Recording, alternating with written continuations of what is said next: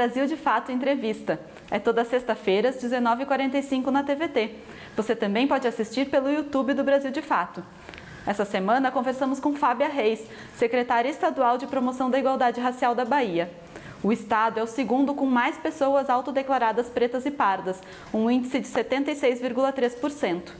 Também é o único que tem um órgão como esse para enfrentar a discriminação racial. Fábia iniciou sua vida pública aos 17 anos no Movimento dos Trabalhadores Rurais Sem Terra, o MST. Já passou pela Secretaria de Políticas para as Mulheres e pela Secretaria de Desenvolvimento Social e Combate à Pobreza. Na entrevista que você assiste a seguir, ela fala sobre como se manifesta o racismo na Bahia, o histórico de lutas do Estado e a importância de fortalecer as políticas de enfrentamento à discriminação racial e à intolerância religiosa.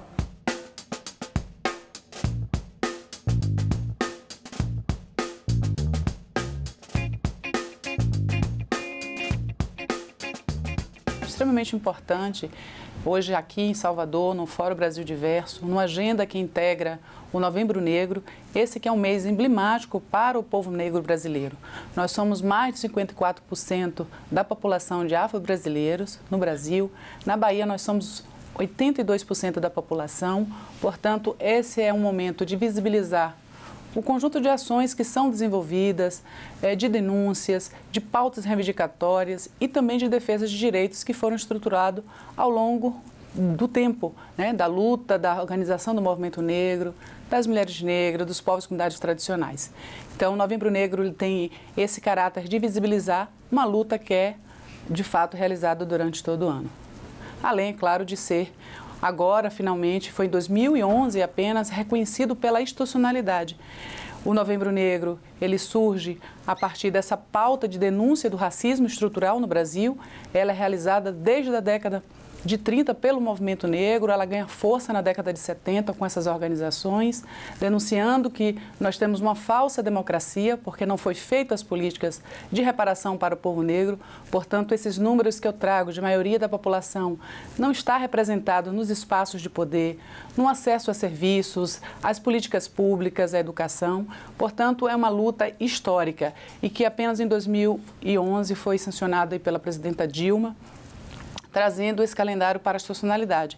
A nossa presença aqui em São Paulo, por exemplo, ela integra justamente para que a gente possa falar dessas políticas de igualdade racial tão recentes na quadra da democracia no nosso Brasil e que nesse contexto agora ela se vê completamente também ameaçada, mais uma vez, a retirada de direitos da maioria dos brasileiros, do povo brasileiro, e notadamente isso tem um impacto bastante forte na população negra, para as mulheres, para a comunidade LGBT, tudo isso que a gente tem assistido. Portanto, aqui nós estamos falando das políticas que a Secretaria de Estado da Bahia tem promovido e tentado assegurar cada vez mais a inclusão da população negra através das políticas públicas.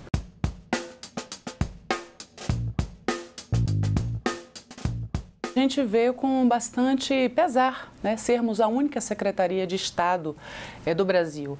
Essa estrutura ela surge em 2007 com a chegada do então senador, à época governador Jacques Wagner, que cria a estrutura da Secretaria, também no ambiente do governo federal, de estimular os processos com a criação do Ministério, que hoje já não existe mais, o Ministério de Igualdade Racial, e que o intuito era justamente que com essa pactuação, governo federal e governos estaduais, a gente pudesse criar várias secretarias em vários estados, apoiado nessa política nacional, tocada pelo governo federal, e com isso a gente aprimorasse as políticas afirmativas, as políticas de inclusão e de reparação do impacto da desigualdade provocada pelo racismo estrutural. Então a gente vê hoje, nessa condição justamente de ausência e de diminuição dessa força da agenda nacional representada no governo federal, é importante demarcar esse processo e que hoje nós somos a única Secretaria de Estado. Nós temos uma extraordinária no Maranhão e algumas outras que foram até chegar a alguns estados ter secretarias, mas deixaram de existir. Portanto, a gente vê com pesar, por um lado, e por outro a gente também vê com muito compromisso, de modo que nós temos hoje um Estatuto da Igualdade Racial e Combate à Tolerância Religiosa, que é, em termos dos seus dados, é um estatuto mais avançado ainda do que o Estatuto Nacional, porque ele faz a previsão de 30% de cotas para os serviços, para o concurso do Estado, do Poder Executivo, e isso, sem dúvida nenhuma, cria uma dinâmica de entrada dos servidores públicos para o povo negro. Também é um estatuto que nasce com uma vinculação com o fundo para financiamento dessas políticas públicas, porque estruturar as políticas, nós precisamos de marcos legais, nós precisamos de instâncias de controle de participação popular, como nós temos o Conselho de Desenvolvimento da Comunidade Negra, a Comissão de Povos e Comunidades Tradicionais, assim também como uma referência de recursos para que a gente impulsione essas políticas. Então, a gente segue firme, o nosso governador Rui Costa, no compromisso de estruturar essa secretaria. Nós estamos fazendo manter o nosso sistema estadual. Infelizmente, a nível nacional, o sistema está completamente desarticulado, mas a gente tem conseguido fazer, inclusive, reuniões descentralizadas envolvendo as comunidades tradicionais, porque nós também temos uma política estadual para os povos tradicionais. Então, muito para quem não conhece a nossa estrutura, é importante afirmar, a gente toca dois grandes eixos da política. Uma é consolidar esse sistema com esses entes, fóruns de gestores, que é Estado e municípios, povos tradicionais, representando os 10 segmentos que a Bahia tem, o Conselho de Desenvolvimento da Comunidade Negra, assim como construir uma rede estadual de combate ao racismo.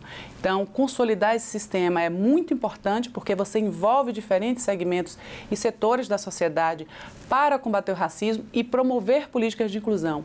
E, por um outro lado, a gente tem essa frente, que é a frente de aplicar as políticas públicas para promover a igualdade racial. E, de promover a igualdade racial, o eixo de combate ao racismo, de intolerância religiosa, também é algo importantíssimo.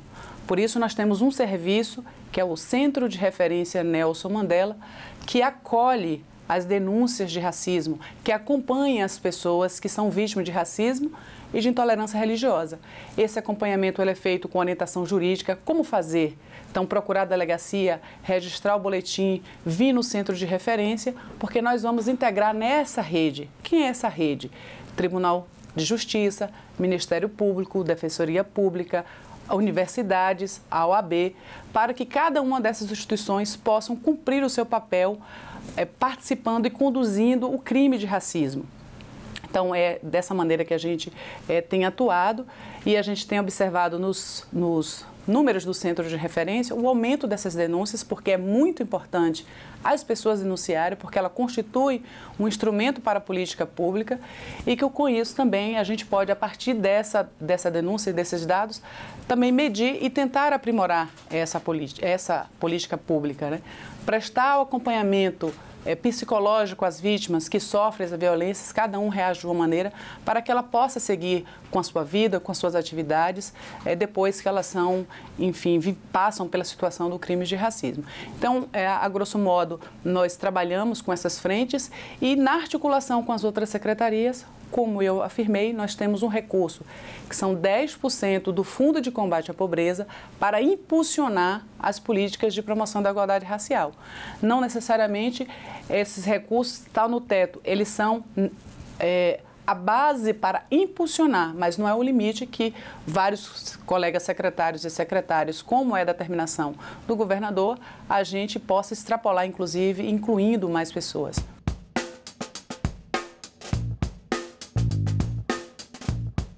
Nós temos nos articulado, inclusive, no Fórum de Gestores do Nordeste, e aí tem uma ação junto com os secretários e secretárias ligadas às pastas agrárias, porque como a gente toca a política para os segmentos tradicionais, essa e a questão do território, a questão da terra, dos recursos naturais dessas comunidades e povos tradicionais perpassa também pelas políticas agrárias, né? Porque hoje nós temos uma situação de racismo estrutural e a gente sabe que uma das primeiras medidas da elite foi justamente em 1800, tornar a terra uma mercadoria, não fazer a reforma agrária e destinar e fazer a reparação da abolição que veio em 1888 e que foi uma abolição cujo ato formal é uma lei de um parágrafo só, que não fez nenhuma previsão.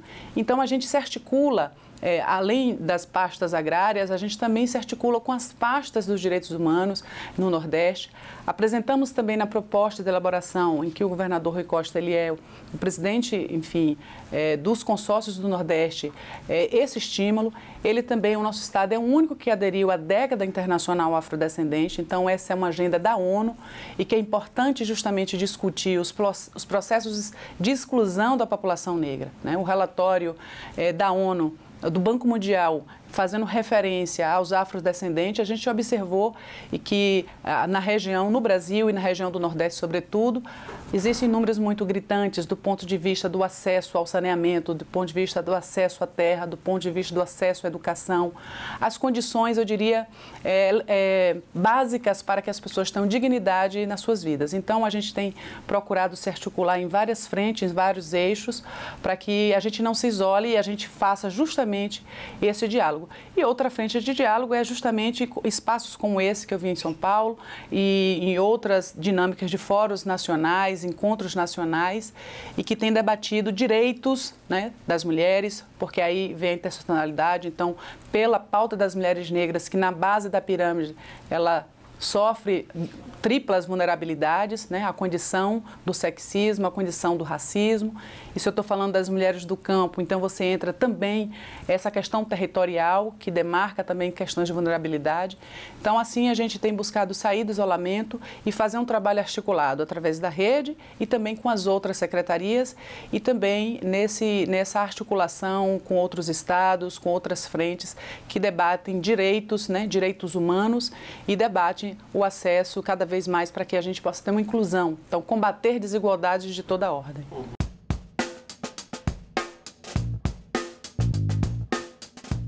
A gente tem muito orgulho da postura, né, dos nordestinos. A gente tem muito orgulho de como o Nordeste contribuiu. Hoje ela sinaliza como uma região, tanto do ponto de vista da percepção política das condições políticas do Brasil.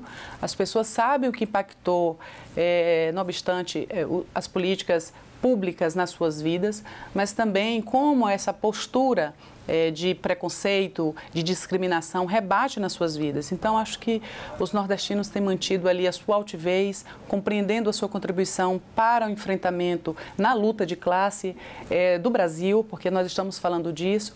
E quando você observa esse rosto, essa cara da luta de classe brasileira, o GECE já traz também esses elementos para a gente, você vê que nós temos lá os segmentos tradicionais, os povos originários, a população negra e, do ponto de vista da demarcação territorial brasileira, nós somos também a região predominante de pretos e pardos, portanto, a população negra.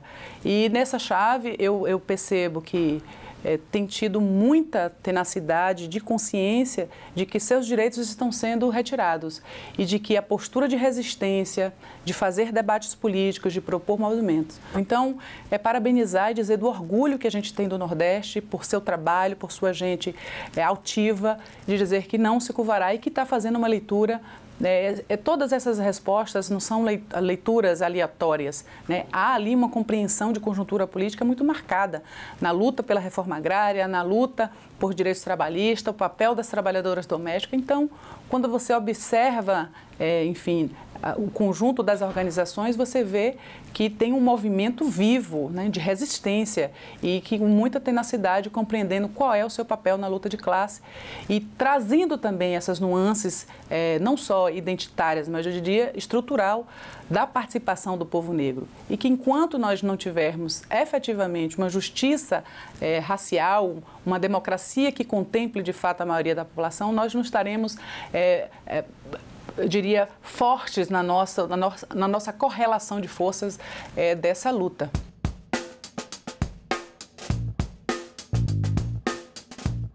No campo das opressões ou das desigualdades, a gente sempre tem, e a gente já trabalha isso, né? As interseccionalidades e que, quando você observa, você tem as condições muito mais difíceis para as mulheres, né? Então, o sexismo marca a vida das mulheres e quando você tem, portanto, uma mulher negra, uma mulher tradicional, você tem o componente de raça, você tem um componente étnico e que isso, do ponto de vista de acesso, e são os dados, enfim, todos revelam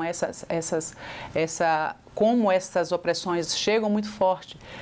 Num contraponto, você tem também essa correlação e essa contra-hegemonia, enfim, do capital ou do racismo estrutural que se impõe na vida dessas mulheres, também uma reação de auto-organização muito expressiva.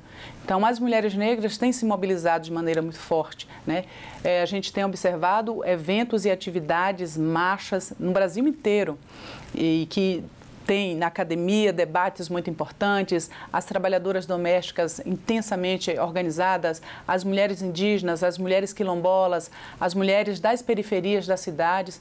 Então, a gente também tem visto essa efervescência e essa potência das mulheres negras para trabalhar esse conjunto de vulnerabilidades. Porque quando você faz essa interseção, a condição de pobreza, a condição de gênero, de ser mulher, e a condição de você ser uma mulher negra, uma mulher tradicional, indígena, quilombola, e que está, por exemplo, nas demarcações na cidade, na periferia, ou você está no campo, ou você está na zona rural.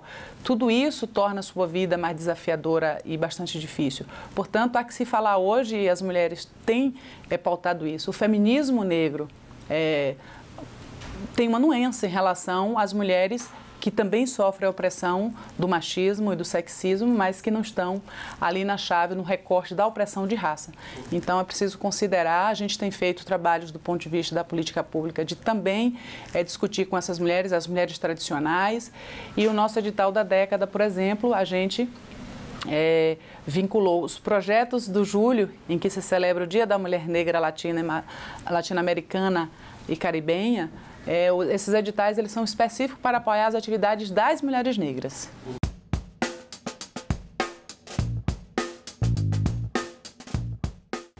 Historicamente, e aí a gente poderia ter, né, e já tem vários estudos, em vários especialistas que podem falar disso, a gente começa justamente o Brasil, num Brasil colonial, no Brasil escravocrata, em que você, com a lei de terras, você tira o acesso, a possibilidade de acesso, transforma de fato a terra em mercadoria, e que isso é fundante para todos os trabalhadores brasileiros, né?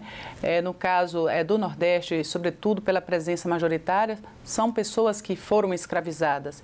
Então, eu olho para o MST, eu vejo um movimento da luta antirracista que luta, que compreende-se enquanto organização que questiona a estrutura agrária concentradora, monopolista e que agride, enfim, o meio ambiente, numa chave e numa bandeira de luta que é estrutural para o Brasil.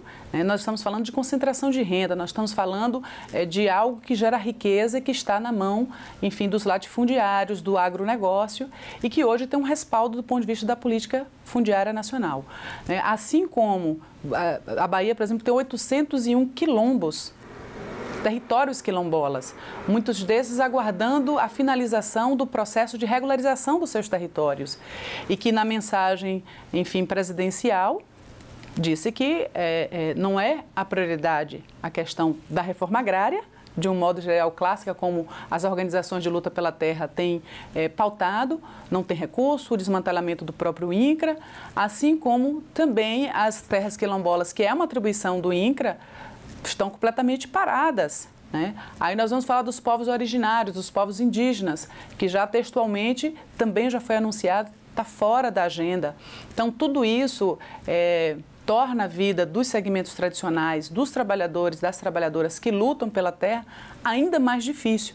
Então, eu penso que agora é um momento de grande unidade da classe trabalhadora em todas as suas frentes, né? Incorporando e também se solidarizando cada um com as suas prioridades de luta, porque eu penso que isso são eixos, né? O movimento negro se organizou para fazer visibilizar o que quiseram a vida inteira, né? Não colocar a questão racial como sendo estruturante para o Brasil avançar. Então, é um silenciamento dessa história, como se a gente não tivesse um passado, né, que foi muito violento e pesado a partir do processo colonial e escravocrata, que impactou nas estruturas de poder e que impactou nas estruturas de acumulação de riquezas, modelos para a agricultura com base na mão escravocrata. Isso não pode ser apagado.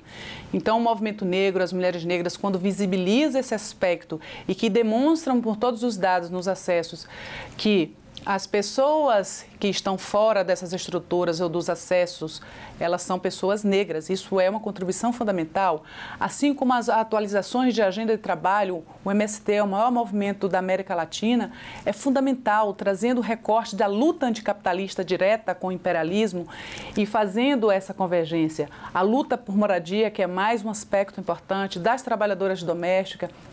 Então, você tem uma frente, eu diria, de luta, né? A própria força sindical que está no seu processo de se reorganizar por conta até do modelo das precarizações de trabalho que a gente vivenciou. Então, diante de tudo isso, eu penso que a grande convocação é de unidade da classe trabalhadora, com todas as suas potências e acúmulos históricos, e sempre nesse diálogo, tentando aprofundar cada vez mais as democracias, para que a gente tenha governos de esquerda, para que a gente tenha essa abertura de aprimoramento dessa democracia, e com isso a gente possa ter políticas públicas respaldadas como em devolução de direito, estruturar cidadanias, estruturar de fato que essa luta ela tenha conquistas importantes para que a gente combata a desigualdade, para que a gente combata processos excludentes e garanta condições de vida digna para todo o povo brasileiro.